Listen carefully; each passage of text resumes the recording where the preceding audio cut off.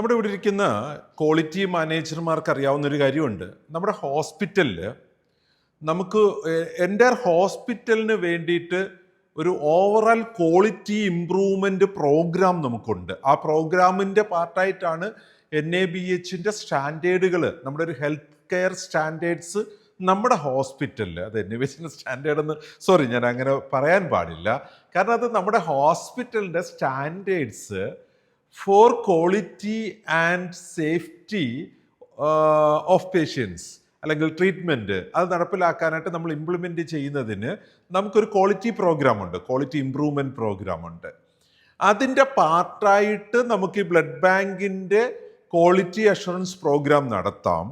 Otherwise നമ്മുടെ blood ബാങ്കിന് തന്നെ ഇൻഡിപെൻഡൻ്റ് ആയിട്ട് ഒരു റിട്ടേൺ ഗൈഡ് ലൈൻസ് ഉണ്ടായിരിക്കുകയും നമ്മുടെ ബ്ലഡ് ബാങ്കിൻ്റെ എൻറ്റയർ ആസ്പെക്റ്റ് ഓഫ് ഫങ്ഷനിങ് അതിനകത്ത് എങ്ങനെ നടക്കണമെന്ന് ഡോക്യുമെൻ്റഡ് ആയിരിക്കുകയും ചെയ്യുകയും അത് നമ്മളുടെ ഓരോ പ്രവൃത്തികളിലും ഇംപ്ലിമെൻ്റ് ചെയ്യുകയും ചെയ്യുന്ന ഒരു സംവിധാനം നമുക്കുണ്ടാവണം. നമ്മൾ ലാബിൻ്റെ കാര്യത്തിൽ കണ്ടതുപോലെ തന്നെ എക്സ്റ്റേണൽ ക്വാളിറ്റി അഷുറൻസ് സ്കീമോ ഇൻറ്റേർണൽ നമ്മളുടെ പ്രൊഫഷൻസി ടെസ്റ്റിംഗ് പ്രോഗ്രാംസും ഒക്കെ നമുക്ക് ബ്ലഡ് ബാങ്കിലും ഉണ്ടാവേണ്ട ആവശ്യമുണ്ട്.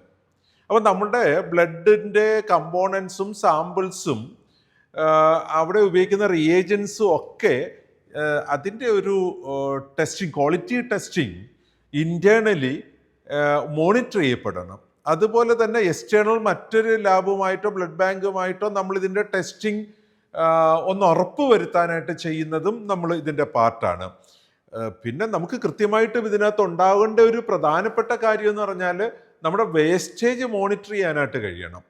നമുക്ക് ഒരു ബ്ലഡിൻ്റെയും ബ്ലഡ് കമ്പോണൻസിൻ്റെയും വേസ്റ്റേജ് മോണിറ്റർ ചെയ്യാനും നമ്മുടെ ട്രാൻസ്ഫ്യൂഷൻ റിയാക്ഷൻസ് ഉണ്ടാകുന്ന കേസുകൾ അത് ഡോക്യുമെൻ്റ് ചെയ്യണമെന്ന് നമ്മൾ കണ്ടു. ആ കേസുകളിൽ ഔട്ട്കം മോണിറ്റർ ചെയ്യാൻ പറ്റണം. കാരണം ഈ ട്രാൻസ്ഫ്യൂഷൻ റിയാക്ഷൻസ് ഉണ്ടായതും അതിൽ നമുക്ക് കിട്ടിയ ഔട്ട്കമും നമുക്ക് മോണിറ്റർ ചെയ്യാൻ കഴിഞ്ഞാലാണ് നമുക്കതിനെ ഫ്യൂച്ചറിൽ ഏത് രീതിയിൽ ഹാൻഡിൽ ചെയ്യണം എന്നതിനെക്കുറിച്ച് വ്യക്തമായൊരു ധാരണ ഉണ്ടാക്കാൻ പറ്റുന്നത്. അപ്പോൾ സ്വാഭാവികമായും നമുക്ക് ഈ ഒരു അച്ചീവ്മെൻ്റ് എലമെൻറ്റിൽ COP 8Gയിൽ നമ്മൾ കാണുന്നത് നമ്മുടെ organisation, the organisation implement a quality assurance programme.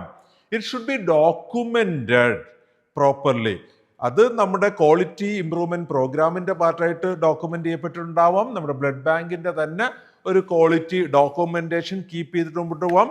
Anyway നമ്മുടെ ഈ ഒരു ബ്ലഡ് ബാങ്കുമായിട്ട് ബന്ധപ്പെട്ട ക്വാളിറ്റി അഷുറൻസിൻ്റെ ഒബ്ജക്റ്റീവ് എലമെൻറ്റ്സ് കംപ്ലീറ്റ് ഇവിടെ നമ്മൾ ഡിസ്കസ് ചെയ്ത് കഴിയുകയാണ്. 7 ഒബ്ജക്റ്റീവ് എലമെൻറ്റിൽ കൂടെ ഈ ഒരു സ്റ്റാൻഡേർഡ് നമ്മൾ വിശദമായിട്ട് കണ്ടു. സോ COPയിലെ 8ാമത്തെ സ്റ്റാൻഡേർഡിൻ്റെ 7 ഒബ്ജക്റ്റീവ് എലമെൻറ്റുകൾ തീരുമ്പോൾ ഒരു അച്ചീവ്മെൻറ്റിലാണ് നമ്മളിവിടെ എത്തി നിൽക്കുന്നത്. The organisation shall implement a quality assurance programme.